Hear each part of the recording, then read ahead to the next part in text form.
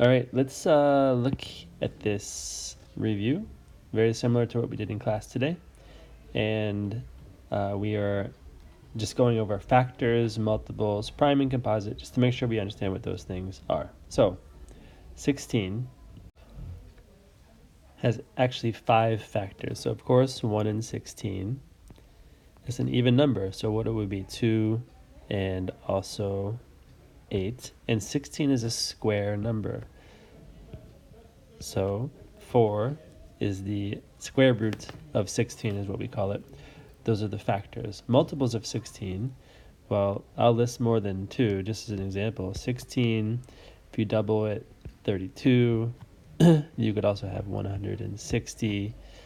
I'll double 32, 64. That would be 16 times 4. All of those are multiples of 16, and because there's 5 factors, it is definitely composite. The other ones you should be able to do on your own. Is 10 prime or composite? Use words, numbers, rectangles, or examples to explain. Well, I think I'm going to put rectangles on here and then explain that way. And then let's move on to the problems. Be sure here, let me highlight a couple of things. Show your thinking with numbers, sketches, or words. And you're going to write an equation. And make sure your answer is labeled with the correct units. So here is the story. Each member of Table E read 3 Newsella articles each day. I think I'm going to do a sketch. So there they are, and they each read each day 3 articles. So in total, that would be 15 articles a day. Then let me make a little calendar. They did that for 4 days, so that was 15 articles each day.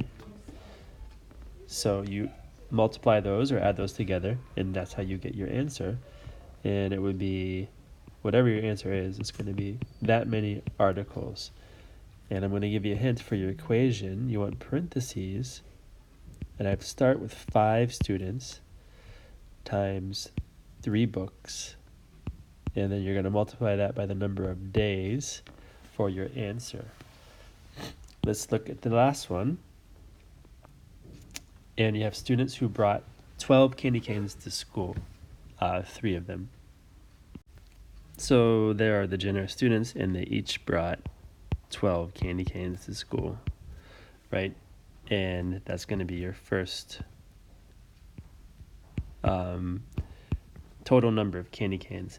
But those students went ahead and gave their candy canes to 4 teachers. So they're going to split those up to 4 different teachers, and that's going to be your final answer. And that's it for this homework. And thank you, and goodbye.